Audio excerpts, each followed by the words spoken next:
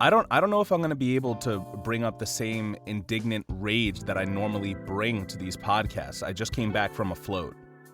How was it? It was enlightening. Have you ever done it before or no? I've only done it once before. Okay. And this time I went in a little under the influence, and it was nice, man. It was at first I went in with like an intent. I was like, all right, I'm gonna focus on my activism. I'm gonna focus on my art. I'm gonna focus on something, and eventually I just realized that kind of like actively relaxing is kind of its own thing, and we don't really get to do it often. True. It's been on my list for a while. There was this horror show, I can't remember the name of it now, where a character did it, and that's when I first found out about floating, and I was like, that looks pretty cool, but I haven't gotten to it with the pandemic and everything. Yeah, well, so we went. The only people who were there were the people who were working there. I guess they're stretching out their like appointments or something. So it was only a couple people working there. We went in, and once you go into the room, like everything is like cleaned in between, and that's pretty much it. So I felt good about that because like I don't know. There's other things that people say is safe to do, and I don't feel good about them, so I won't fucking do it. But yeah, this one I guess my one question is like, do they change out the water or something? Like, how does that work? I'm pretty sure they do. You could check out their website. I'll give it to you off mic. But I mean, I think they did that before the pandemic anyway. Yeah, I mean, I would hope so. Fucking gross. It's just like, I would hope so too. Imagine the therapeutic part is just that you bathe in other people's skin. You bathe in other people's dead skin cells. Yo, Hannibal would love that shit. Oh my god, he really would. He's like, all this water around and not a drop to eat. Because it's actually full of salt. That's how you maintain the flotation. So yeah, it makes your body very, very buoyant. And they have music that you can put on if you want, or you can just press the button to turn it off. They have lights from below and from above. It's like you just got the soul stone and you're being reborn. Did you and your wife do it in separate rooms, or like how does that work? Or can you do it together? Yeah, she went into her own, I went into mine. Okay. Yeah, basically like you enter, there's like an area for you to put your clothing and stuff, then there's a shower area. To enter, only one exits. To enter, one exits. We both battle it out within the flotation device. That sounds fucking awesome. Yeah, it's like Thunderdome, but it's Thunder Float. Ooh. And then like you get to shower beforehand if you want, and then there's like basically a door in the wall that you open up, and that's where the pod is, and you just go in there, the water's like nice and heated, and you just fucking lay down. And it seems, I don't know, like you don't know what to do with yourself, but at some point you just kind of get into it and you're like, all right, this is nice. And then once you leave, you just feel so like almost too relaxed in a way. It's like getting a massage. Ridiculous. But like, can you turn the lights on or leave, or I mean, can you leave the lights on or turn them off? Do you have the option, or is it? Yes, you do have the option. Okay, so just like in 2003's Daredevil, you can go full Matt Murdock. And did you? And just turn on. I did for a good portion of it, yeah. And then I started experimenting with like, all right, what if I turn these lights on? What if I turn those lights on? That's cool. Then, at one point I sat up because they have lights under the water too, and I just started like playing with the bubbles in the water, like, because they weren't really bubbles because there's no soap, but like there's, I guess, little areas where like there's bubbles on the floor and you can like disturb them with your hands. And I said I was under the influence, right? I need people to not judge me right now. Is it weird that I watched this horror show and like he almost gets murdered in the pool, and I was like, fuck, that looks really fun, like I want to go in there. You're like, oh, I started looking it up. I was like Googling it, finding places near me. I'm like, man, maybe I could get murdered in that. That sounds great. If you play your cards right. Yeah, right. But yeah, it's pretty cool. They didn't, this time they didn't have the kaleidoscopes, right? I guess so people wouldn't touch them. Last time we went, they did offer a mimosa afterwards. But last time we went, before we were in the apocalypse, they had like kaleidoscopes and shit. Because it is very similar to being high, like in a way that you just like kind of shut out everything else and you just get to be with yourself. Yeah. And so like you're just very introspective. And so they used to have kaleidoscopes. You could just look at the colors and the patterns and stuff, and you were totally about it. Man, I get my best ideas in the shower, so I can only imagine what kind of ideas I would get in there. Honestly, similar premise, yeah. That's pretty much it. Well, I'm glad you're relaxed. I am definitely ready to rage against the dying of the light, so I'll try to bring that for the both of us. That's what we're gonna do. That's right. I want you to bring it. I want you to bring that rage. I would like to say that I'm bringing a new review into the podcast this week, but unfortunately not. We don't have any other ones, but if you want to have your podcast right at the top of the show, all you have to do is go to Apple Podcasts, leave us a review, and if you'd like, we will read it at the top of the show and not call you out, but shout you out. Yeah. So thank you so much. It can be short, and to the point. Don't feel like you got to write a whole lot, but it would definitely be appreciated. Yeah, and that being said, what I will bring to you is the theme. You ready for it, Ty? Oh, I'm ready. All right, theme song, come on in.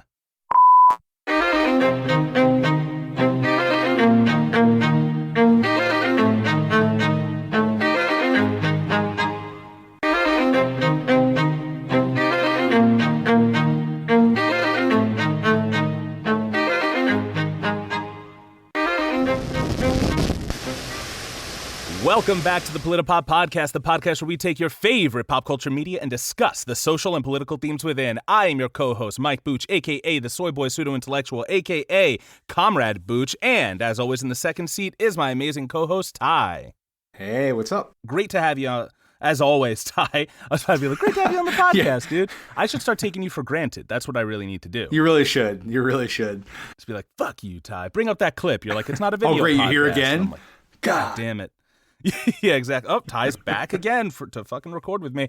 But for you, the listeners, it's great to have you back. If you are watching on YouTube, make sure that you like the video, subscribe to the page, leave us a review, as we mentioned at the top of the podcast. If you, if you want other people to listen to us, find us on social media if you'd like. Just search up the Politipop Podcast. All right. But more importantly, we are coming to our third stop on the Black History Month Spotlight Express on the Politipop Podcast. That's right. Last week we had Malcolm X. The week before we had One Night in Miami. This week we are reviewing Warner Brothers, HBO Max's, and Warner Brothers, I guess. They don't have the rights, but it's being streamed on HBO Max, so you could watch it now if you have that. We are reviewing Judas and the Black Messiah. But I have another treat for everyone. Not only are we reviewing this movie, this is not just a regular day where we have 1.5 white guys talking about issues regarding people of color. That's right. We have a very special guest with us today. She is a native New Yorker, the daughter of 2 badass immigrant parents who has been working in social services and advocacy for over 10 years. She understands how systematic racism shows up in this field and in mental health, and now works in private practice as a therapist aimed at supporting and educating clients from a decolonized and holistic lens. She likes to buy unnecessary things at flea markets, inhale bags of Ripple chips, well, who doesn't, and make to-do lists she never actually finishes. Please, everybody at home, put your hands together for my sister from another mister, my cousin, mi prima. Please give it up for Monica Gavilanes. Woo, we did it. I'll throw in an applause in post. Monica, how you doing? I'm doing well. How are you? Hi, Mikey. Oh, fuck. You're the only one who has ever called me that, and now it's out there. Everybody knows That's it. adorable. I'm calling you that from now on the podcast. Boy, oh boy, oh boy! I immediately regret this decision, but it's awesome to have you on. Did you have any AKAs? Just Moni, honestly. That's all right. You're gonna be sister/comrade Moni. You're gonna be comrade today. Gotcha. Now, as we move forward into reviewing this film and the different themes within it that are still present today in our world, I want to ask each of you, what did you expect from this film? Moni, let's start with you. I never expect much in regards to real authenticity when it comes to Hollywood films. That's good. It's a good start. Good mindset. Yeah, I figured we wouldn't get what I would hope to see in regards to a Fred Hampton story. So I kind of went in with some hesitation, and yeah, that's where I'll leave it for now. Good. I guess we'll find out as we move forward where those expectations fell for all of us. What about you, Ty? What were you thinking you'd see going into this? I got almost exactly what I was expecting. based on the trailers and what I'd read about it. I did read some reviews beforehand too. I was hoping we'd get a little bit more about Fred Hampton prior to these events that are discussed in the film. But I do think they discuss some things such as socialism and communism more than I thought they would be allowed to be honest with you. So, but yeah, I got mainly what I was expecting. Yeah, so I guess I was actually a mix of both of you, because I did have some hesitations, and this is going to sound a little bit problematic. You got to hear me out. One of them was that we have Daniel Kaluuya in the role of this prominent African-American hero. And this wasn't an original thought, I'll admit that. This actually came from Sam Jackson back when Kaluuya had his breakout role with Get Out. And he said, like, I don't think a British actor should be playing an African-American role. Like, you can't necessarily bring the same amount of intensity, or, we've talked a lot this month about trauma, or just in general, we talk about trauma on this podcast. But like, how can a British actor bring that to a very American experience? And I was thinking about that before I get to my conclusion to that. Did either of you feel anything similar, or was it just me being the dick? Honestly, I didn't know he was British before last night when we were watching him. And I was like, man, he's so good in like all these different roles. And my girlfriend's like, yeah, he's British, right? I was like, what? I looked him up. His parents are from Uganda, but he's British. And I was like, oh. So prior to seeing the movie, I didn't know that. So I had a different opinion, I guess. Monica, you have an issue or no? I don't necessarily have an issue. I guess coming from more like a Pan-Africanism kind of lens, like I get why people have that argument. Like, the African-American experience is very unique. But just thinking about him being a black man from London, I think there's a lot of places he can pull from that would bring up similar sentiments. So I didn't necessarily have an issue, but I'm not going to like disagree against that argument. I'm just looking at it in a different way, I guess. Yeah, like I find myself on this with a lot of issues that like, oh, well, I kind of have my opinion, but I very well know that opinion could be changed by somebody who has a much more personal experience with that thing. Like, I'm not holding true to anything. Just like how, a lot of times I will, we'll both say like, we might be reviewing something that has something to do with a woman's experience or more importantly, a woman of color's experience. And I'm like, it's not my place to say how to feel about this one thing. Right. But I mean, it is written and directed by a black man, right? So I feel like they picked the best person that they found for the role. I do believe that. Yeah. I actually wanted to see what his response was to Sam Jackson. There's an article in Variety. Of course, we'll link to it in the show notes as we do with everything. But he, he spoke out and he said, I resent that I have to prove that I'm black. In order to prove that I can play this role, I have to open up about the trauma that I've experienced as a black person. I have to show off my struggle so that people accept that I'm black. And he later goes on to say, he says, I'm dark-skinned, bro. When I'm around black people, I'm made to feel other because I'm dark-skinned. I've had to wrestle with that, with people going, you're too black. Then I come to America and they say, you're not black enough. I go to Uganda, I can't speak the language. In India, I'm black. In the black community, I'm dark-skinned. In America, I'm British. Like, so it's not too different from, let's say somebody sees the role that I'm going to be recording this year and then comes out online saying, I shouldn't be playing a Latino man because I'm too white. Like, that's very much the same thing. And so I was like, I guess I'll shut the fuck up about that thought that Sam Jackson put there.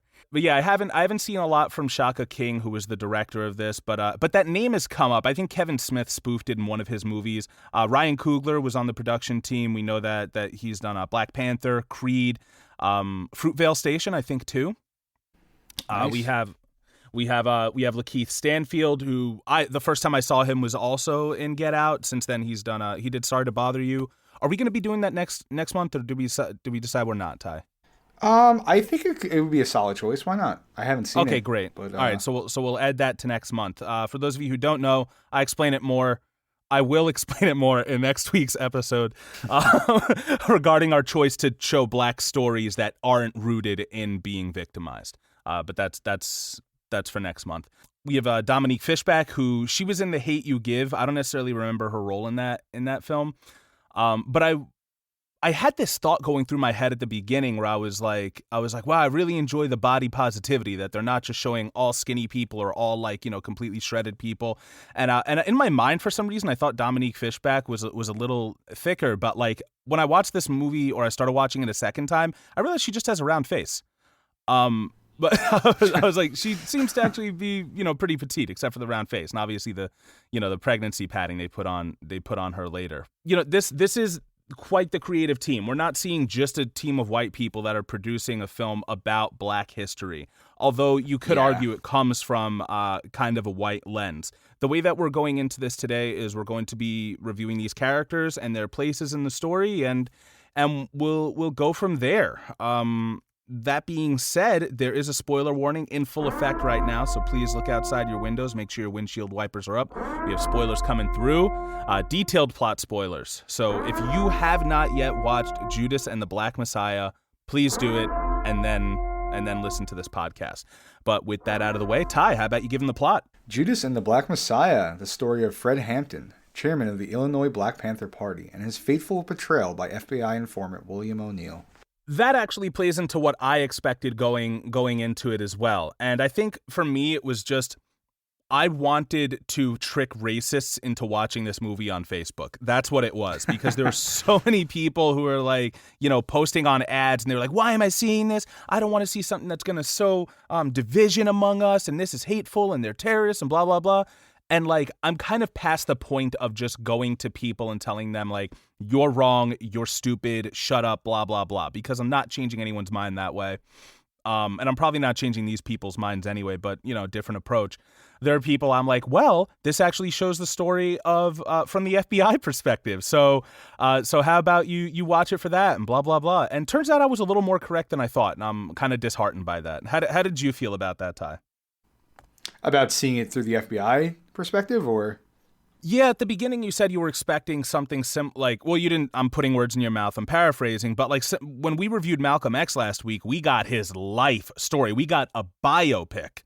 And right, I mean, they didn't advertise this, though, as Fred Hampton's life story. So that's why I got what I expected. It's about the betrayal, They show the influence Fred Hampton was having on the people of Chicago. I think they did a really good job portraying him, but this really is about that betrayal by William O'Neill and how it came about. So I think they told the story that they said they were going to tell. So yeah, as far as I'm concerned, I wasn't really surprised by it by any means. I tried to do some research beforehand. I don't know why I'm saying I tried. I succeeded in doing some research beforehand. I just couldn't get it. I just couldn't do it. Yeah, learning more about Fred Hampton and how, like, even in high school, his activism started and he was able to help, like, bring changes to his school. And I was a little disappointed that this was very much about, Bill O'Neill's perspective, whether or not, there are people who agree with that. That's my opinion. To a degree. Yeah. I mean, I do think they showed the effect Fred Hampton was having on the people, right? And they showed how unifying he was. They did not portray him in a bad light at all. And I think it was about the tragedy of what happened to him and what he could have done had Bill O'Neill not betrayed him. So I don't necessarily agree with that, that they're trying to make you, only feel bad for Bill O'Neill. I think it was a tough situation for him to be in, but they portrayed him in a worse light for the majority of it than they did Fred Hampton, for sure. I didn't feel bad for Bill O'Neill necessarily, but I thought that it was more from the perspective of him in the FBI, and they made their creative choices on purpose. But that being said, how about we move into these characters? These people, right? I mean, this is for oh yeah, that's right. The most part, a true story. People. You know what I mean? They were. Like, I think people don't. Oh yeah, that's right. They I are didn't actual learn much people. About the Black Panthers beyond they were a terrorist organization. That's what I learned in school. It wasn't until later that I really learned about who they were, what they accomplished. Who Fred Hampton was. Doing my own research.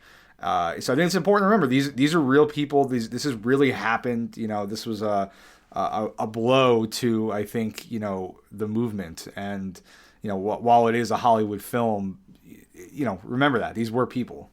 With that in mind, Monica, what did you learn growing up about the Black Panthers, and how much of it was from your public education in school? Yeah, that's interesting to hear, Ty. You say that what you learned in school was them being framed as a terrorist organization. That wasn't my experience. I went to private school, private high school, and they did touch upon the Black Panthers. I rescind the public education thing. My bad. It was And it's different. That's why I want to make sure I differentiate. Because now when I look back, I would be shocked to hear that I didn't learn that in a predominantly white, Catholic high school. But they did kind of just pass it by. The focus was always very much on Martin Luther King Jr. and his part of the movement.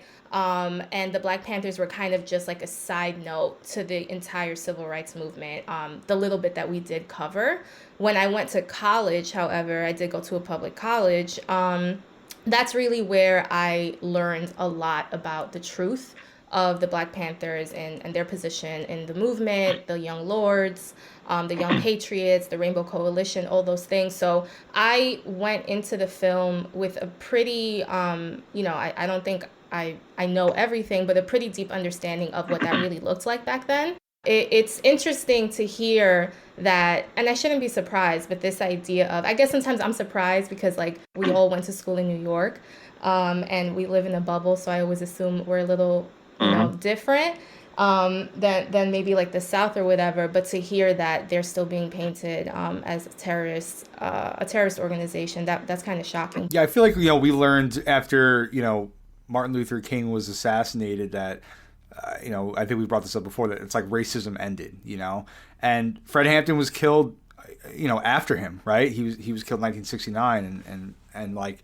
the fact that they don't cover that in detail is pretty shocking. It's really, really, it's wrong. I think when you really learn about Fred Hampton's like ideologies, like in truth, you can understand why they don't do that. Because like a lot of the times, and the movie did this too, where it's just coming from this lens of like socialism. And, I was happy to hear in the beginning when they had like the backdrop and they started the film off with his famous quote around how we fight capitalism is not with Black capitalism, that they were like, they didn't cut it off. Like they let the quote finish, which is important. But then to me, it's like, okay, it kind of goes back to this narrative of it's just socialism when Hampton really identified as a Marxist-Leninist, which is very specific, and it's not just the analyzation of capitalism, which is like Marxism. It's like a play-by-play framework on how we actually defeat capitalism and how,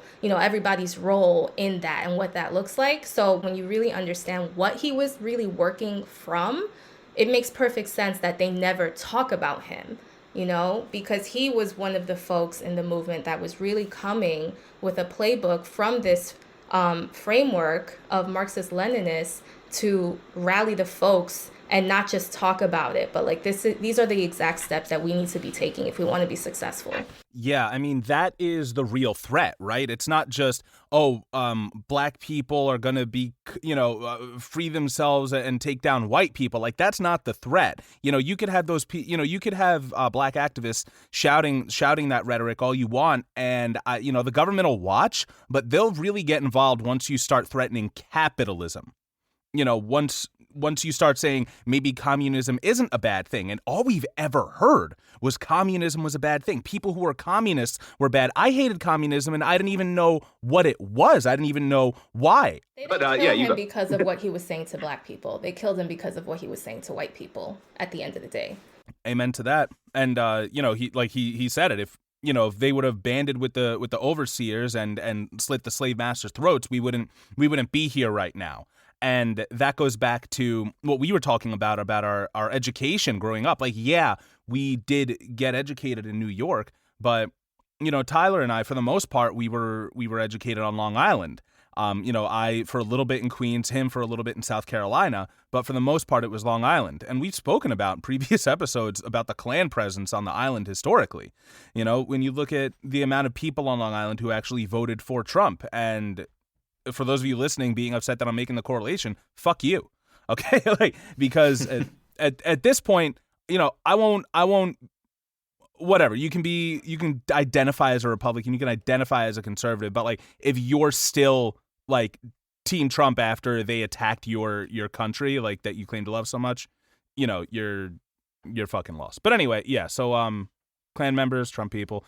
Now I like that you brought up the idea of black capitalism, which he mentioned in the film, because I think we saw it in One Night in Miami with Sam Cooke, like that, and Jim Brown. Their method of kind of fighting white supremacy is by giving the black dollar more value.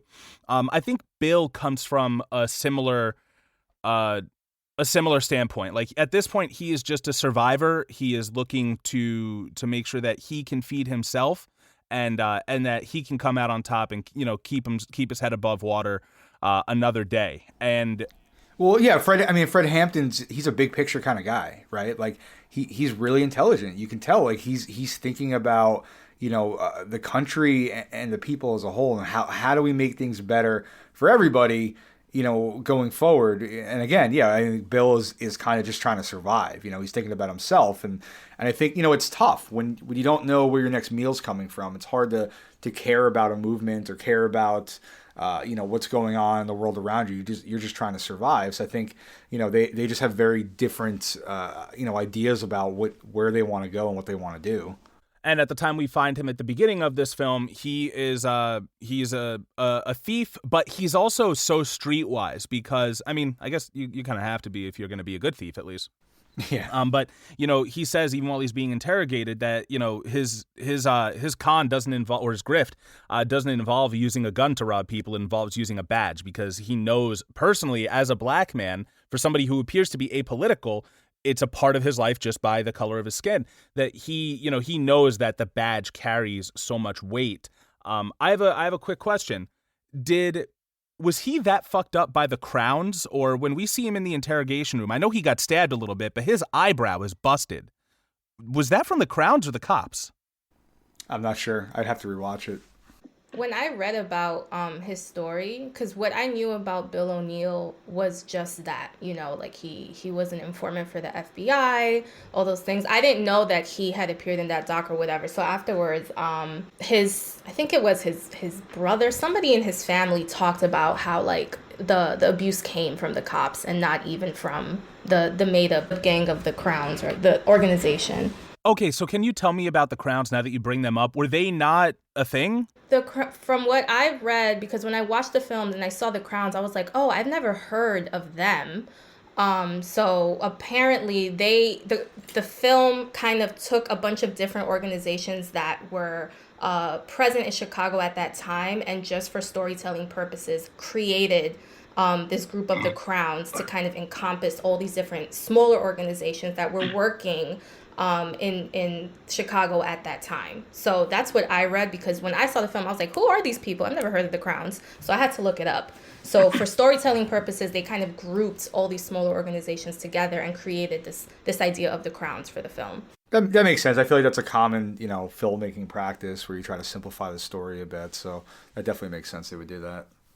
Now, Bill's whole arc is that he is arrested by the cops. The feds get to him and say that they want him to go undercover as an informant with the Black Panthers and feed secrets to the FBI. Now, for in case you happen to be listening and don't know, quick overview, it doesn't really do them justice, but the Black Panthers were a resistance party and Monica, you could fill in any gaps that I leave after this, were a resistance party that was started by Huey P. Newton and Bobby Seale.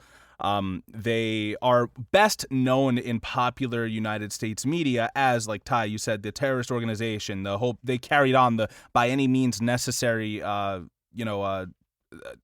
idea, and they're known for having shootouts with cops and carrying guns around all the time. But what we really don't get told is that they were more about the community. They were more about providing education and healthcare and food to the community that was underserved, and that was where their real threat began. Will that suffice, or you have anything else to add in it? No, it was a pretty good overview. Whew. Okay, I appreciate it. I think like I was just gonna say, like, they they did a lot of specific, really, great work for the community that we still have today, right? Like the free school lunch, free medical clinics, free libraries rather, legal aid, education. Like they really they've started things that we still have today. I mean, I don't know if you were, but I know I got free lunch in school. I had no idea, I had no idea that it's thanks to them. Yeah, it's like thanks to them that I was able to eat every day at school. And it's pretty incredible that we don't get taught that. Well, I think it's an important point to keep people not informed of these things. That's how you create good workers to continue feeding capitalism. Because guess what? Capitalism thrives off of the labor of the 99% of the working class of the proletariat, as they mention in this film. And those people are a lot less likely to just work every day and feed the machine if they actually know what's going on. So no, they won't get told about the revolutionaries because they don't want, the system doesn't want people to know that it's possible. They'll get told about, the terrible things, and, I put that in quotes, that black activists have done or protesters have done in the past, and be like, oh, you don't want to be like them. You don't want to do the violent thing, Meanwhile, as I've said before on this podcast, it is just a reaction to the violence that was put out beforehand. Even I don't know. I don't know why I was never taught any of this stuff at home either. What about you, Monica? Were you, taught any stuff privately by your mother or father, or? I wasn't taught these things at home until very, very late in life. But my parents have a unique experience. I mean, like you mentioned earlier, they both came to this country when they were really young. My mom was 17. I think my dad was like 20 or 21 or something. So the immigrant experience is unique because it's like, sometimes it's this feeling of like, hey, I'm just happy to be here. Like, I'm going to keep my head down and work keep it moving. So I don't even know, now that you mention it, to what degree my mom was, or my father. I doubt my father was. My mom maybe more. But even her, like, to what degree she was knowledgeable. My knowledge really came from the community, I grew up in a predominantly Latin and Black neighborhood, and just like having friends and their parents, like really kind of like putting me on, if you will. So even from my own experience, my mom, for example, like didn't learn a lot of details around certain things, probably until she kind of got older too. I think she had a more superficial perspective of it, like understanding, but what really was happening, probably not that much. So a lot of it really came from different spaces. Oh, that's what I was going to say. To your point, when you were kind of going over the Black Panther story, I think one thing, though, that needs to be added in the conversation when we talk about this idea of, like, they were really a community organization, and they did so much, free the clinics and the childcare and all these different things. I think it really is important for people to understand, and it was important for me to understand this. It was very strategic. Yes, it was to help communities and, everyone kind of look out for your own. But it was really this idea of, if the power is given to us, look at what we can do, versus kind of just being okay with the minimum that the system gives us to kind of keep us from a revolutionary standpoint. It was a beautiful thing, but it was also extremely strategic on their part to do these kinds of things, to educate Black people and other groups that were marginalized and oppressed. Like, if we bring the power to us, this is what life could look like. You don't have to just settle for whatever the government is giving you. So it was a gift, but it was also a gift with a purpose, if that makes sense. And I don't often hear that in conversations when people talk about the positives of the Black Panther Party, and they weren't a terrorist organization. It was ridiculously intelligent, the way that they really navigated the work that they were doing. And now, speaking of that intelligence, because I think you brought up, you brought up like following in the steps of Malcolm X and stuff. We do see in one scene that Fred is actually listening to Malcolm X's speeches, memorizing them, and memorizing the vocabulary, which is so important because, like we said in the Malcolm X episode, part of his training when he was joining the Nation of Islam was to memorize every word in the dictionary. And Fred shows this amazing ability to code switch in this movie, that, you know, he can give a rousing speech and use all these, you know, $1 million words, but he can also, you know, be like, all right, listen, you know, if you listen to his speeches, it's amazing to hear him talk, because I'm a bad motherfucker. This guy's a bad motherfucker. Like he's not stepping away from it. He's able to speak to everybody on their level. And I think that is also what made him such a great leader and such a danger to the establishment. Yeah, I mean, when you're able to unite people of all, you know, races, backgrounds, you know, people who have been exploited, and you can bring them under one banner the way he was able to, and just, you know, inspire people. Obviously, that was why, you know, Hoover really focused on him so much. You know, I mean, you know, the title of the movie is Judas and the Black Messiah, because, you know, he could have been this guy who really could have taken down the system. You know, he was only 21 years old when he died. I mean, who knows what he could have accomplished with more time?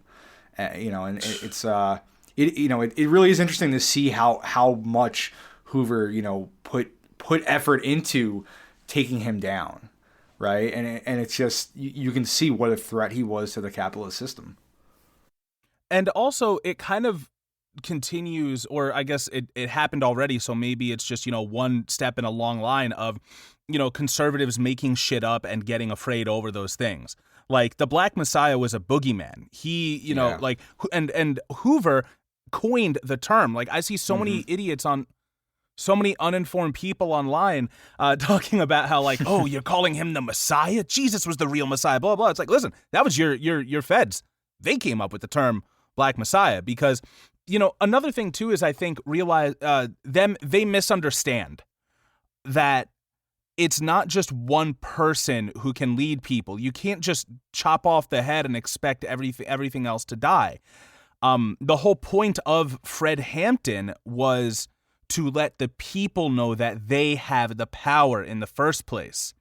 And I think that's where the misunderstanding comes from. You know, that true revolutionaries, I don't think they're going to be, you know, the people who, if their president tells them to go storm the Capitol, they'll storm it because he said so. You know, if they're going to storm a building, they're doing it for a reason that they know is something they believe in. But let's talk about Fred, and we're gonna hit plot points and stuff as we go along. So don't be afraid to throw up specific things that were, you know, like important to you. In my notes, I have kind of like a plot point, like, you know, oh, how I reacted to everything. But yeah, so we do see Fred, who's played by Daniel Kaluuya. I was impressed by how well he managed to get Fred's mannerisms down, his vocal mannerisms specifically. Yeah, I mean, Hampton always spoke really quickly, right? Like he seemed like he was speaking really fast. Like he had a lot that he wanted to get out, and I thought, you know, that they did a really good job portraying that in the film. I thought, you know, he was really magnetic as him. Yeah, he did a great job. I'm probably being picky, just because when I think about Fred, I'm like, he was 21, and I would have loved to see someone that made me feel like I was looking at such a young guy. And yeah, okay, so it wasn't just me. All right. Like I wish, you know, I think he did an amazing job. I mean, I love him. He's a great actor. Yeah. And you're right, the way that he was able to really kind of match tone and cadence and all these different ways, you know, and even like his body language, like, was really great. The way he kind of like slunched over a little bit and all that stuff. But at the same time, I'm like, Fred was 21, and not for nothing, that is one of the most powerful parts to me about his story. Like, he walked with like past life knowledge. Like, this man was freaking, let's talk about ancestor power. Like that was part of his story. And like, looking at Daniel play him, I was just like, oh man, you look a little old. I don't know. But you know, whatever. It is what it is. Yeah, it's Hollywood, you know. There are a lot of really great subtleties I like in this movie. Some aren't so subtle, but just seeing how he speaks to the people in that first scene where he chooses to stand on the floor where they're sitting and speak to them on a personal level. When he's teaching in that classroom and he asks a question, there's one guy who raises his hand and another who doesn't, and he just answers. And that right there, I was like, oh shit, is waiting to be called on a colonization thing? Yeah, I'd assume so. Don't speak until you're spoken to, right? And we'll talk a lot about that next week when we cover Antebellum. They do that as well. Oh, you know what blew me away when he said that his mother babysat for Emmett Till? Yeah. I was like, oh. shit. I'd like to imagine if that's the case that Dee from Lovecraft Country, who was friends with Emmett Till as a kid, who was friends with Bobo, she grows up to join the Black Panthers with her mechanical arm. I love that. Spoilers, There you go. by the way, for Lovecraft, but we reviewed that. Listen to that episode too. You ruin everything for everyone, Mikey. I see. Oh, he also calls out this idea of like gradual reform, and it really made me feel at ease, which I appreciate. We heard Joe Armstrong on our election episode talking about how like gradual change is the preferable way or the more effective way to go about things. And when you take a wider look at history, you might be able to get that impression, right? You're like, well, there are people now who can do things and have opportunities that people who looked like them, 100 years ago couldn't do those things. So yes, we are making progress, but like Fred says, he says they're just teaching you how to be a better slave. Mm-hmm. Like that's all they're doing. He says, they'll let you change your name of the college, they'll let you wear a dashiki, and that right there reminded me of the Democrats when Black Lives Matter came back in full effect, and they took a knee with the fucking dashikis but didn't pass any legislation to help the Black community. Like, get the fuck out of here. There's a lot of performative stuff, and also that made me, I've kind of had this tension with my wife recently where she was of the mindset that it's great to see a woman as the vice president. I am of the mindset that it doesn't matter if the woman's vice president because she has not shown in her history that she is looking out for for women or people of color. And I told her last night, I said it's okay to feel the way you feel, but keep an eye out for what she does for women in the next 40 years. Monica, how do you feel about Kamala? That being said, like, do you share a similar sentiment? Because you and I honestly don't ever discuss politics. We just see and like each other's stuff on social media. We never grew up discussing politics, and we never really did. So where do you stand on that? We don't talk politics because I never want to talk to you. No, I'm kidding. I'm paying her for this appearance, guys. Really? Fabulous. Oh, shit.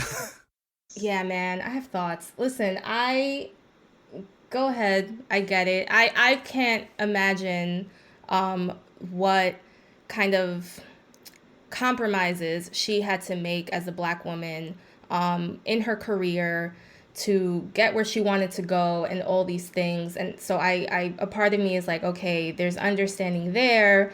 I understand how powerful and how significant it is to have a Black woman in office in this country and what that symbolizes for so many people. But at the same time, I struggle with the concept of supporting someone whose history and ideologies go so against mine, even though she is a Black woman, a woman of color. I struggle with it. This is still something that, like, within me, I don't think I've necessarily settled. I try to, like, quiet certain things, I guess, within myself to be able to be like, oh, this is great, this is powerful, this is important. But at the same time, I'm just like, I don't know, for the cause that I think we should be striving for, how significant that really is. I think under capitalism, it's significant, but under where I think we need to go, it works against us. But at the same time, I'm like, damn, like, that's great. There's a Black woman in office. This is powerful. This is amazing. But big picture wise, it doesn't align for me. Yeah, I mean, we always do say, like, representation matters.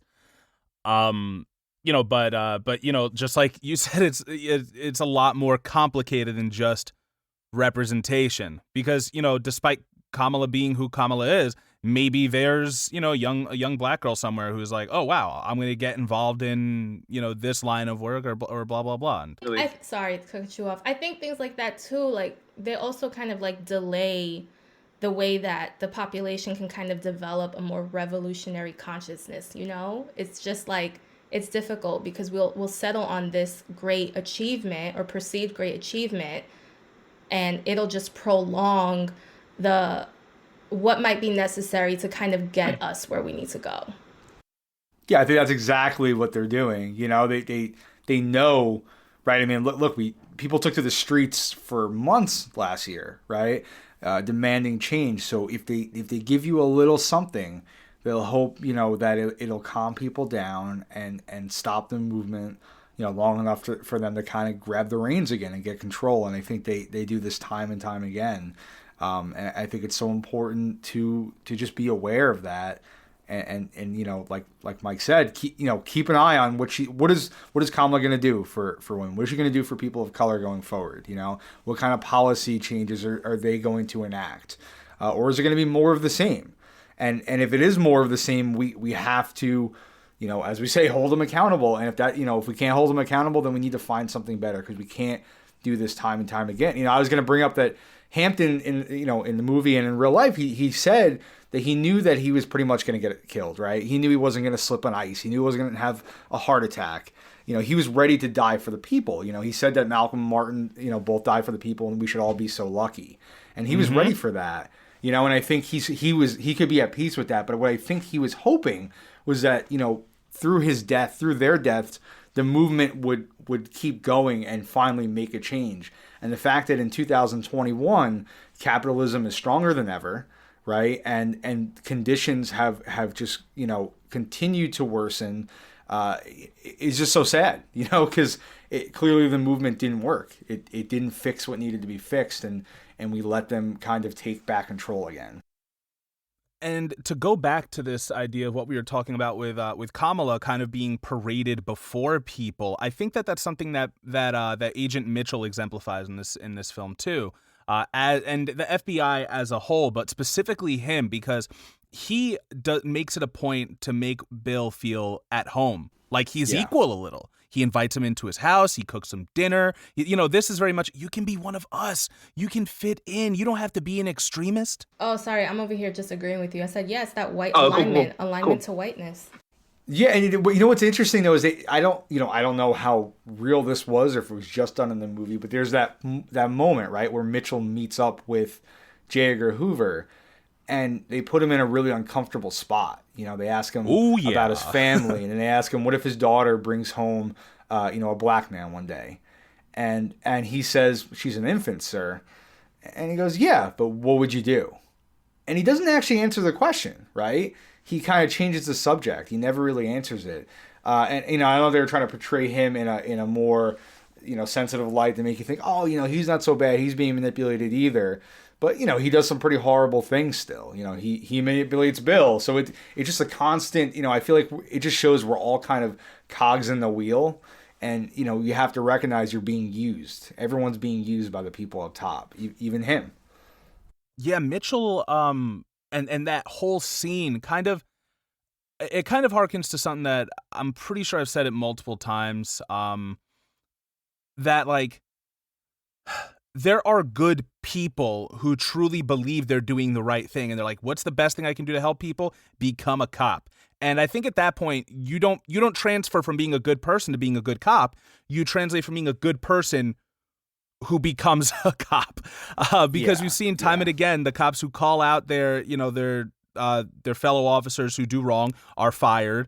Or they have to be quiet, which just good. Now you're one of them. I think that Mitchell is the kind of person who, like, he believes he's finding justice.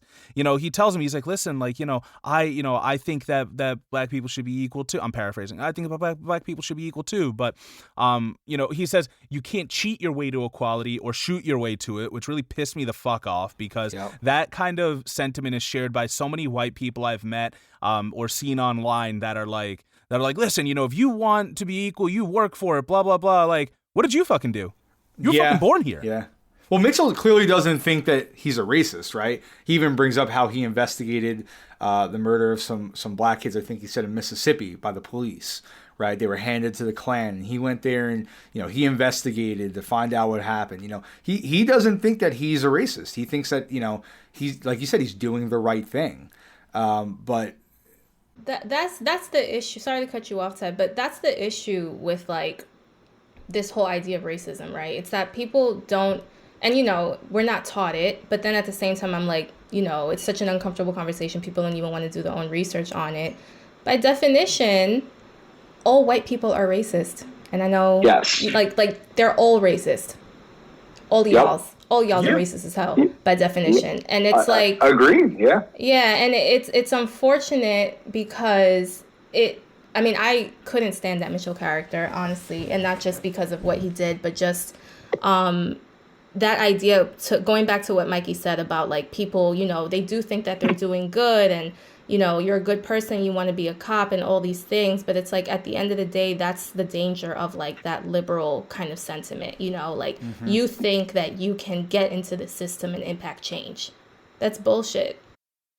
And as long as you're enforcing the law, and I'm sorry to cut you off, like, you will follow orders. At the end of the day, Mitchell doesn't want to do what he does. It seems like that in the movie, but he follows orders. He still fucking does it. The best cop you know is still going to enforce the law, and the law is ridiculous. No, but I mean, you brought up some really valid points. I mean, I think it's really tough for white people to kind of come to terms with the fact that whether they mean to or not, they are racist, right? I think that's probably one of the most difficult inner conversations I ever had to have with myself. You know, I've said on this podcast and before, have that conversation. You know, my girlfriend's Hispanic. She brought up to me, you know, about slavery and reparations. And I would, you know, at the time I was just like, well, I didn't own slaves, so why do I have to think about this? And, you know, coming to terms with the fact that, you know, my whole mindset is wrong. It is racist, you know, and that's just, it's passed down from, you know, from my parents to me and from their parents to them, you know, and it's just something that we really have to come to terms with ourselves. You know, you got to take that minute and have that introspective moment. And you have to every day and every moment realize the actions and things you say and do.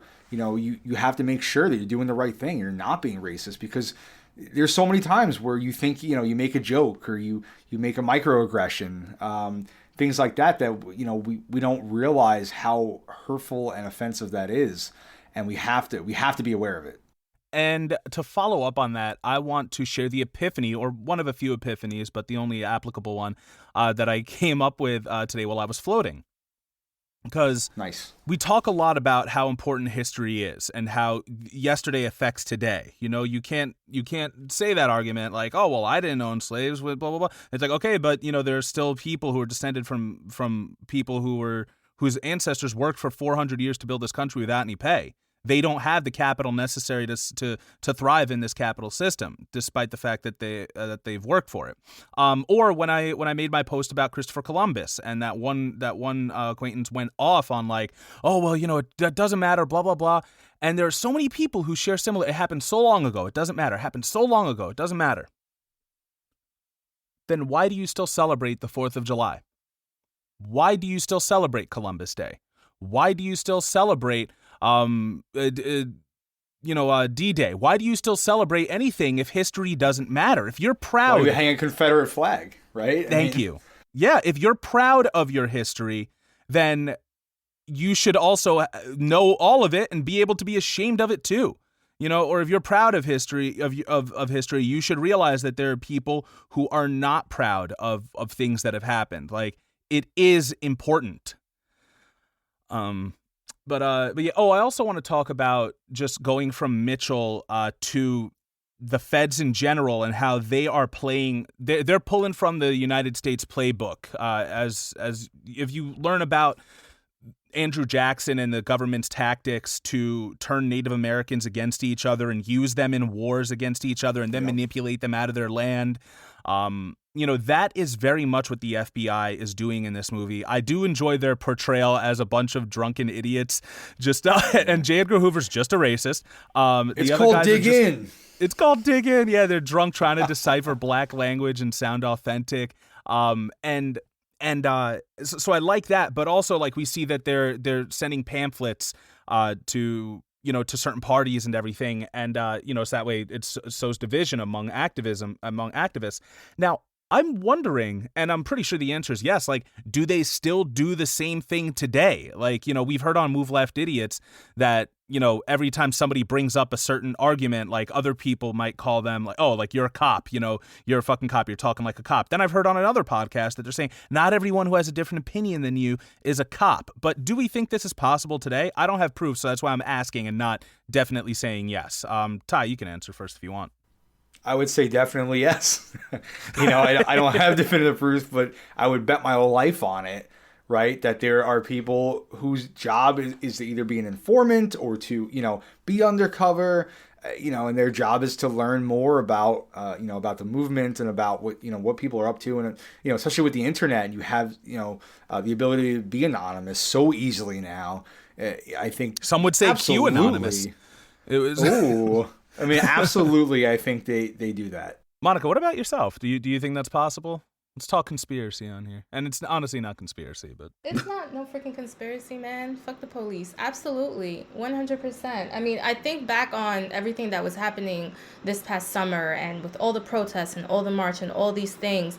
I mean, it was different than what, people saw during the civil rights movement in a lot of different ways, but in a lot of other ways, it was bigger than what was happening during the civil rights movement because it was happening at the same time across countries. Like, it was a huge movement. And I remember being on social media and seeing so many things like, oh, if you're donating to Black Lives Matters, you're really not donating to that organization, and look into it, and all these different theories that were coming up if you were following a bunch of community activist really pages. Get lost in the noise. Yeah, that made you doubt oh, should I not actually give power, because money is power, so should I not give power to these organizations?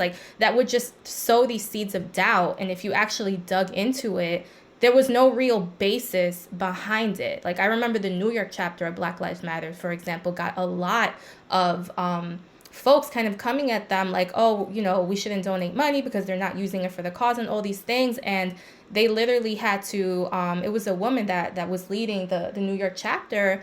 She really had to do a lot of work around no, look, it's actually going towards this. But it's just that little bit of doubt that, now with social media, it's so much easier for the government and for the FBI and all these fucking assholes to use that to their advantage. I absolutely think that's still, not only is it still possible, I think it's happening personally. All right. Well, while I'm editing this episode, I will look for sources and see if we have anything to back that up, other than everything we've seen in history.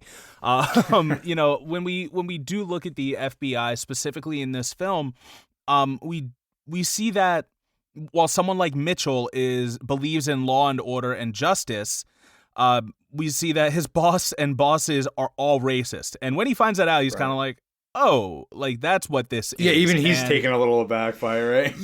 Yeah. I mean, J. Edgar Hoover was a bastard. I'm just going to say, he was a real piece of shit. And it came out after his death just how much he abused his power. He basically helped form the FBI, and he did some really, really horrible stuff. He we already said spoilers. He basically assassinates Fred Hampton when Hampton's already going back to prison. And that's still not good enough. They need to make sure he never has a voice again. And these are the kind of things that Hoover was doing behind the scenes that a lot of people didn't realize. And he was, I think, for over 35 years, he was in his position of power in the FBI. And it's just, he was a real monster. And when you do peel back the layers and take a look at what they're saying, you find out what they really mean. And that's what happened. You find out that it's not about keeping Americans safe. For Hoover, it's about the Black Messiah. You can't have black people gaining agency in this world. And when you do look at law enforcement in general, that's what it is. It's oh, well, listen, you shouldn't have broken the law. You shouldn't have, no matter how ridiculous the law is, oh, you shouldn't have broken it. But then also you look at, oh, well, I wouldn't have found you breaking this law if I wasn't in your neighborhood a lot more than I'm in some other neighborhoods. Malcolm X said it himself. How can you have a neighborhood with more police and more crime? How does that make any fucking sense? They're finding people to arrest them. And then, oh, well, you're getting sent to the neighborhoods of poor people. Socioeconomically disadvantaged people. And these people happen to be people of color. What are the chances? And then you look back at it and you realize, yes, that cops come from slave patrol. They come from people who were put in place to protect capital and protect property, and they were and can still be considered a gang, just a very large gang. That's the kind of organization they are. Until the powers that be tricked us into paying our taxes to them to, as Fred noted and I noted in previous podcasts, split heads open. we're paying them to kill us. And well, look what they do to Fred, right? He won't even drive because they keep pulling him over for traffic violations. They just keep trying to get him on any little bullshit thing they can, right? They eventually arrest him for stealing $70 worth of ice cream. They are just constantly on him. Apparently, not only did he, quote unquote, steal it, but when the police spoke to the truck driver, because I watched the small small hearing they had on this, and the lawyer's like, all right, so the cop pointed to him, and then the driver said that's him, and he's like, yeah. So the cop was the first one to point to Fred Hampton, and then afterwards, you know what they did with all the supposedly stolen ice cream? They gave it to children. And Fred's like, he's like, look, even when they make me a villain, they make me a Robin Hood villain. I'm giving back to the people. So good. I think I've said everything I need to say about all the different characters, about the feds. We've had some awesome dialogue regarding just the current state of our country and how it mirrors the previous states. What do you guys want to talk about that hasn't been brought up yet?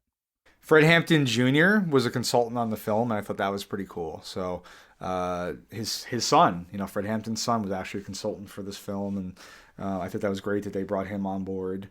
I thought it was a cool moment. Obviously, we talked about, Monica mentioned the Crowns were not a real gang, but it was kind of cool to see when they do have their meeting that the Black Panthers show up in the inverse colors of the Crowns, right? Yeah, you're right. It was a cool touch, guy. I thought. Look at that. Yeah, see, there you go. The black hat and the green jackets, kind of to mirror them a little bit. And there was a moment where they go to visit, I believe, the Young Patriots, right? Which is a white group, and they have the Confederate flag. I like that moment. Right, and one of the Black Panthers says, "When I see that flag hanging, I see my uncle hanging from a tree," and I think that's just such a great way to understand why that flag is so upsetting. People want to talk about how it's just history, but when you break it down like that, can you not understand why that would be triggering or would be upsetting for a person of color? And I thought that was a really cool moment. And just seeing, they didn't spend a lot of time with the Young Patriots or the Young Lords or any of them, but they just seeing them all kind of come together. Yeah. For the Rainbow Coalition. And I think Bill O'Neill says Hampton could sell salt to a slug. He was just so charismatic that he could get anybody to join up with the cause. And it was incredible to see just how, intelligent and well-spoken, and how he could understand people of any background, any race, just get where they were coming from and talk to that. And it was really, it's really inspiring, right? It was just unbelievable. Yeah, that's such an evolution of activism too, because when we did talk about Malcolm X in that movie, this is something we discussed off mic, but there's a moment where a young white activist, a young ally, comes to him and says, "What can I do to help your cause?" And he says nothing. In his autobiography, he later stated that was one of the biggest regrets that he had. And so we see Fred kind of picking up where he left off, and it's all right, now we're uniting a lot of people. And I've been thinking a lot about my own activism. I'm not sure how much of it I've shared on the podcast, but how much of my activism is just going to be me bitching into a microphone or posting shit on social media that nobody's going to see. What am I doing to really, to really make a difference? And one thing that came to me, and recently is we got to get the working class together, first of all, because we do not succeed unless everybody is united under that. And class is the big unifier. You don't have to hate a person of this color or that color for taking your money when you're all earning enough money to survive, And Fred was really the one who put these theories into practice. Don't just say, I think socialism works, I think communism works, I think we have to do this, I think we have to do that. Show how it works. Show mutual aid. Take care of each other. I think he understood that really well. He wasn't just, going around saying, fuck white people. He's like, fuck the system that's oppressing all of us, right? And if you can do that, if you can get, a poorer or economically, distressed white person to kind of understand that you have something in common and you can unite them, right? In a way that I think the system never could. And that was what he was on the path to doing. And that was why he was so dangerous for them. Because if he could have done that, I think Monica said it, is what he was saying to white people. That was a danger. Once you start getting, everyone on board like that, yeah. It's, where are you going to go next? You really could take down the system because you're uniting people. And, he was only in Chicago. Imagine if he had, been able to travel to other places and, as he got older and really unite people in all these different cities, what he could have really done. It's really it's incredible to think about. There was a quote from J. Edgar Hoover that he says in the movie. He says when he's talking to Mitchell about why they have to stop the Black Panthers, he says, "Rape, pillage, conquer." And the irony is unbelievable, right? Because what did white colonists do when they came to America? Right? They raped, pillaged, and conquered.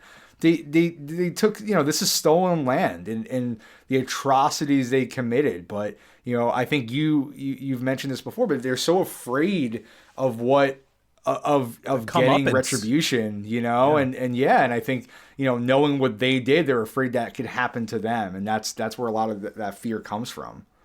And you know why I don't think that'll ever happen? Like in real life, like let's say, yes, the revolution is successful. People of color finally are the ones who are, setting policy and running the country, ideally the world. I don't think they would ever do what white people historically have done to their ancestors back to white people, because the colonizing mindset, you need to not see your victim as a human being anymore in order to do the things that were fucking done to them. And we couldn't do that. I don't think we could. I don't have it in me. I was crying my eyes out watching the impeachment. We said before, Monica said, fuck the police. That's what we're all about here. And yet seeing fucking cops getting brutalized, even them, I was like, fuck, dude. Like, I don't want to see anybody from the working class being, abused or brutalized or whatever. Like, equality is about equality. It's not about power. And, equality and equity, I should say, as well. But yeah, and also, who taught you how to do those things? Like, Hoover's upset, oh, rape, pillage, conquer, that's what they're going to do. It's like, well, who taught them how to do that? If that was the case. Like, yep. And that's a Malcolm X speech, who taught you how to hate. Anything else, Ty? Yeah, there's one of the Black Panthers. His name is Jake, I think, Jake Winters, and he murders a police officer and then he's killed. And they show Fred Hampton go to his mother, and she says, he did that, but that ain't all he did. Don't seem fair. That's his legacy. And I feel like that happens so often, right, with people. That's the movie, especially people of color, that they only talk about maybe the crime or what they've been accused of doing. They never talk about the person. Where you would see that totally differently, especially for a white person or a police officer. They only focus on Brock Turner, making them a villain. Yeah, they only want to make them a villain. But that's one action when they had a life, they had a family, and they may have done a lot of good. And just to focus on that, and it doesn't seem fair that it happens specifically to people of color for the majority of the time. That's because they're not the ones who get to build the narrative. And that's it. That was the case with with Assata Shakur, who had to escape to Cuba, which is something they suggest to Fred in this movie. Yes. They're like, dude, you've got the money, go to Cuba, continue the fight from there. She's quoted in Antebellum, so we'll get more of an overview on her when we do that episode in a couple of weeks. But next week, as for this release date of this podcast. Yeah. I'm losing the continuity, Ty. I flew too close to the sun, bro. I flew way too close to the sun. The multiverse here. It's collapsing. So, what was interesting that when they mentioned the documentary at the end, that Bill O'Neill, the only interview he ever did, right? And they show Eyes on the Prize 2, yes. Right. Yeah, and he talks about how he wasn't an armchair revolutionary. He went out there and he put it on the line. And he kind of makes himself out to be like a bit of a hero, right? Like he was fighting for the cause when, he drugged Fred Hampton and told the police to lay out of the apartment so they could murder him in his sleep. And he says, I'll let history kind of speak for my actions, right? And then he committed suicide after it aired. So I think that more than anything kind of shows where he really what he really believed about his actions. I think he was probably ashamed of them, and seeing that interview air, he decided to end his own life, dealing with that, what he did, his own actions. Do you think they misled him? Do you think they were like, we're going to interview you, one of the heroes of the Black Panther Party. We're going to have you, tell us about everything you did with the Black Panther group. And then like casually they coax the Fred thing out of him. And then like, he's like, guys, I can't wait to watch this documentary. He gets his whole family together. And they're like, this fucking guy, Bill O'Neill. It's like, oh, it's shit. Like it's like a mutual friend of ours that had something like that happen. Oh, yeah. That unfortunately did happen. Yeah. I really appreciated the scene where Hampton was running one of his classes for the comrades, and then Bill is trying to flirt. He basically, in a very Fred Hampton way, rips him a new one, and he's like, that's your sister in arms. I think that was really important, and I think that was really, really important, especially right now, for them to make sure that they included that in the film, where we are currently, because there's so many narratives in place right now that are really causing a division amongst women and men of color, Black men, Black women, for a variety of reasons. But I think it was really important for that to be included in the film because historically the value and power that Black women have added to the civil rights movement, to social justice in general, always highlight that, always. And it can't be spoken about enough, and it isn't. And we haven't really we did a little bit, I think, at some point, but we haven't really discussed it. So you're absolutely right. Yeah, it has to be highlighted, because so often, especially in at least from what I've seen, especially in film or shows or series, whenever they kind of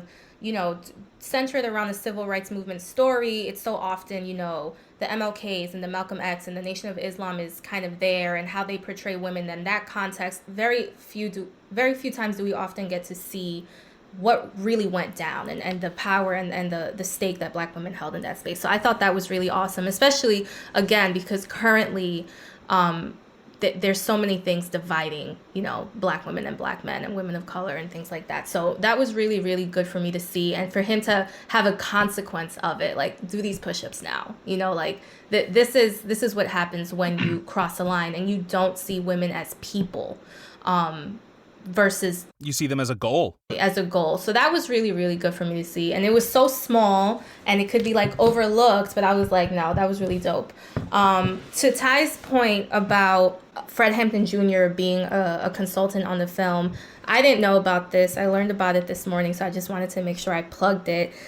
He is actually still fundraising to save his father's house, and there's a GoFundMe called Save the Hampton House Committee that I don't know to what degree did the filmmakers or anyone involved in this project really kind of support him in that way, but just making sure we highlight that for folks that are able to go donate. I think that's really important if we're going to sit here and watch this film and be in awe of the story and all these great things. If Mikey, to your point, talking about activism and action, what can you do now besides just learn and rant? That's something we can all do. How are they doing on that GoFundMe, Ty? They are, I think, at 302,000 out of 350,000 that they're trying to get. So they are, they're getting there, but I think, if you're listening and you want to help out just a little bit, will help push them to the goal. Yeah, by the time this podcast comes out, hopefully they would have reached their goal. But if they're still collecting, fucking donate. Yeah, why not? The best thing you can do with your dollar is send it back to the people. Now, this house, is it the house that we see the assassination in the film, or no? I'm not sure. I made that assumption, but now that you posed that question, I'm wondering if it's the community center. But I believe it's... Oh, it is the childhood home of Black Panther Party chairman Fred Hampton. I could have just scrolled. Yeah. I'm sorry. Yeah. They want to make it into a museum, and they're going to use it for educational services, community gardening, a meeting place for community development. So it's not just for Fred Hampton Jr. that, have his house. They want to actually use it to give back to the community. So...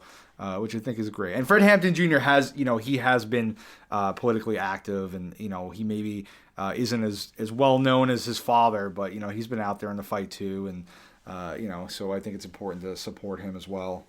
Oh, now that you mentioned just something regarding a woman in the film, because we really haven't spoken much about it. But I don't think enough can be said of Dominique Fishback and her role as Deborah Johnson, because like she has a lot of subtleties in this movie that are just so great. And we really, we get to hear her feelings on Fred's speeches and the way he talks and his activism and how it'll be being a mother and bringing a child into such a dangerous world, a world where he will probably not, and unfortunately ends up not having a father.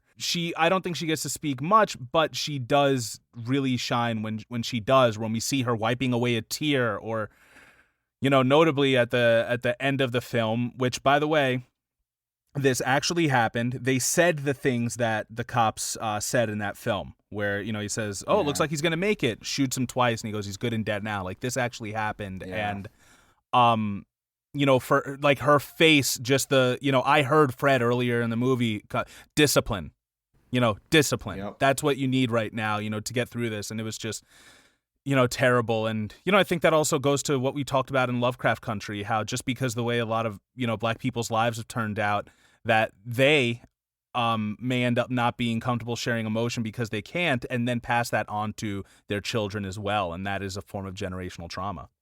She has a couple of great moments too, where she's pregnant, so she wants to be in this fight so badly, and she's become a large part. And you can see, women. There are some really strong women in this organization, and there's that moment where they're kind of having to stand off with the police in the house or the apartment there, and they make her leave because she's pregnant. And then again later, she says to Fred, you can go out there and say, I'm ready to die for the cause and put your body on the line. I can't do that because I'm going to be a mother. I have a child that I have to think about. And it really does kind of make you think about that. As great as Fred Hampton is, it's easy for him to go out there and say, I'm going to die a martyr for the cause. And she knows that she can't do that. She's a mother now, and that's got to kind of be her most important thing to do, is to take care of her child. Racial trauma is like a real thing, it feels and looks so much different than just like the general trauma that we're used to discussing. I mean, racial trauma, like trauma in general, literally changes our biology. And the amount of stress that Black people have endured in this country, it isn't just this idea of learned behavior when we talk about, they have to learn to not show emotion and all these things. It's shifts that have happened on a very biological level because of the warfare that has been put upon Black bodies in this country. Thank you so much for that nuance. I really appreciate that. Just following up on that, because you haven't really gotten to speak much about your work today, the point that spoke out to me in your bio was helping people from a decolonized mindset. Can you just go into a little bit more like what that means, and maybe how listeners at home can begin to decolonize themselves? Ooh, that's a lofty question. 30 seconds, President. No, I'll talk a little bit about my perspective of it. So, I'm a social worker and a therapist, and the reason why I'm intentional about making sure I kind of describe my work in that way is because I recognize that in this country, social services and social work is a Band-Aid for systemic issues and systemic racism. So when you go into this field, anyone who is in the helping profession, you have to understand that if you're working through the lens that is given to you typically through training programs, you are perpetuating the system. You are ensuring that you are just giving the folks that you're trying to support a means to personal power, but that's very different from systemic power. And systemic power, that's a whole different conversation, but awareness around that is really important. So when I say to the best of my ability, because I'm still learning, I'm like a forever student. As we all should be. Yeah, to the best of my ability, when I say decolonized lens, it means that when I'm working with folks in the therapeutic space, there are going to be certain things that we just can't get over. So when you look at the medical model, right, the medical model looks at the problem. So, okay, you go into a doctor's office, you have a cold. Okay, let's look at the cold. The way that I think we should look at it is some of these problems are symptoms of a larger issue, and our clients might not be able to make impact change. And we have to recognize that, and we have to be able to recognize the experiences that our clients are having because of the identities that they've been stamped with because of the structure of race. And it's this idea of not just going by, for therapists, we have like our manual, our holy grail, this thing called the DSM. For those of you who are uninitiated, that's the Diagnostic Statistics Manual. Am I close there? Exactly. All right. So even understanding that this manual that we're supposed to be operating from and trained from is completely racist. There were literally diagnoses back in the day that were only meant for Black people and people of color, and its history is rooted in the medical model, and the medical model in this country is historically racist. So understanding, what does that look like for someone that is having a mental health challenge, and understanding the way that they want to look at themselves and label themselves and navigate that is extremely important for people who are therapists or social workers to understand. Trauma shows up different if you're a Black person, if you're a Latino in this country, if you're a person of color. It shows up completely different, and it isn't always just, oh, you're anxious. No, maybe you have ingrained racial trauma and you are chronically in a state of anxiety because everywhere you turn, there's risk, and your body is interpreting that and sending the messages to your mind that make you feel overwhelmed and can cause intrusive thoughts. So when I say decolonize, that's what I mean. Like understanding that even the work that I do is coming from an extremely racist space. Therapy and all that started in Europe. The one that we operate from formally in this country, so understanding that is really important. And then when I say holistic, what I mean by that is pulling from the way that folks before the Western civilization is, how we currently know it, how would they deal with things like that? That's important. Understanding the body-mind connection, and not just going to label yourself as having like ADD or ADHD, but can you look at it in a different way and understand it, and it's beneficial. So it's less about diagnosing the problem, but understanding the person and all the different layers that go into it. And your experience, So I try to the best of my ability in therapy when I'm working with clients. There's certain stuff like, oh, you're stressed at work. Yeah, fucking capitalism. It isn't that you don't have the capability to be productive. Like, you are ingrained with this value system, and what does that look like, and how is it bullshit? Like, let's talk about it. You're not the issue. You're trying to fit a square peg into like a circle, and sometimes it just doesn't fit, and unfortunately that's what we're working with. So how can we navigate it? I'm curious, do you, as a person of color yourself, do you find a different reaction from white clients than you do from another person of color that you might be working with? It's interesting. So I shouldn't say obviously, because maybe it's not obvious. I do have white clients, right? I'm not like, oh, I don't work with white people. I do have white clients, but what I do, because I think it's important, at least in the therapeutic space, because there's so much potential for harm for me to be very transparent. So before I work with anyone, despite how they might identify race-wise, I communicate to them, this is part of my value system. I come from a racially equitable place. I do operate in a very specific way. I want you to have this information so you can feel empowered enough to make a decision of whether or not you feel this is the right fit for you. And, I do have white clients that they are, they identify as allies, and they really want to deconstruct systems and understand it. And, that work will look one way. And then I do have white clients that they think they want that, but then when we get into the space, I can identify like, okay, you're still kind of uncomfortable with what this looks like. And I'm very aware of how I show up. I'm a woman, I identify as Latina, and all these different things, and what that might pull from them. So it really varies. But I do see a difference. White people might not always be as comfortable, Yeah. Yeah, that's fair. Wow. And that whole just what do we do before Western intervention and stuff, that's something I never really thought of. And I have spoken before about even just the history of gynecology being specifically done through the abuse and torture of enslaved individuals, Black women specifically.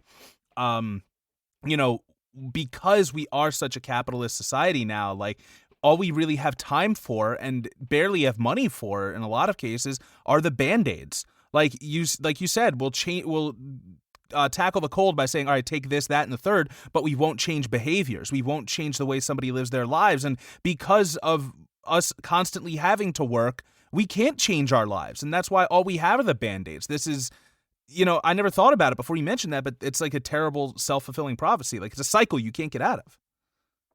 Or that's what they want you to think. All right, that's what they want you to think. All of you at home, you're bad motherfuckers, all right? You take your own power. I'm going to have to post more pics of my hair so people don't cancel me. I just, one final note from me real quick for the film. I just want to say that I am so happy that they did, bring up socialism, communism, Chairman Mao, the fact that they did, drop these names. Che.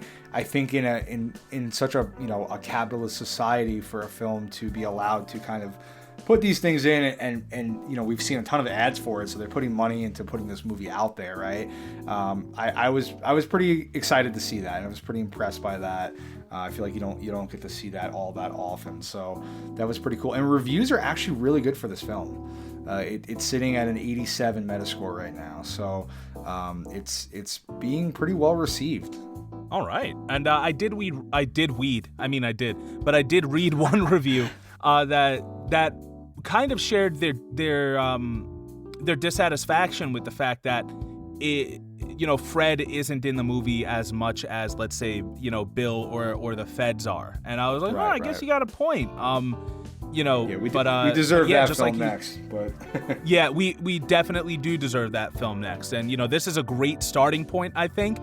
For to get that stuff back out in the zeitgeist and in the mainstream is important, because Hollywood was a big place for the Red Scare, and anyone who shared, worker solidarity themes in their films, they were accused of being a communist. Like, there's a reason society doesn't want you to fucking know about it. And it's because they don't want you to have that power. So think about power, that. Right? Where there's people, there's power. Where there's people, there's power. That's beautiful. And I think we'll close it off on that. Monica, did you have any social media you wanted to be followed on, or would you rather not? I do have one, but it's not good enough, so I won't plug it. That's imposter syndrome. You got to decolonize your mind. It's not worth it because nobody listens to the show either. Oh my God. Shit. It's crazy how similar we ended up being in some ways. But yeah, for all you listeners at home, thank you so much for listening. Always thanks to Antonia Chava for logo design. Next week, we're going to be reviewing Antebellum, and we have another special guest. That's right. Back-to-back special guests. He actually worked on the movie Antebellum in post-production. So we're going to get his behind-the-scenes knowledge. Really looking forward to that. Thank you so much for listening. Leave us a rate and review if you get the chance. If you want to reach out to us, you can email us at politipopcast@gmail.com. Our Instagram is shit. You can find us on Twitter at politipoppod. And most importantly, I stress this so much, find our show notes and sources at politipoppodcast.wordpress.com. Don't just take our words for things. See what we back up and what facts we use. But thank you so much for listening, everybody. And Monica, once again, thank you for being on the podcast with us. Thank you for having me, Mikey. It has been our absolute pleasure. For the Politipop podcast, I have been Mikey Booch. Hey. Also, thanks to you too, Ty. Sorry, I was just trying to bother my cousin. Oh, that's okay. I've been Ty. And remember, no matter what you're watching, what you're listening to, no matter what media you are taking in, never stop thinking, never stop learning, because we are all, what did you call it before? Perpetual students? Lifelong learners. Lifelong learners. That's much better. Go. Never stop learning, because we are all lifelong learners. And always remember to read between the lines. And scene. I like it.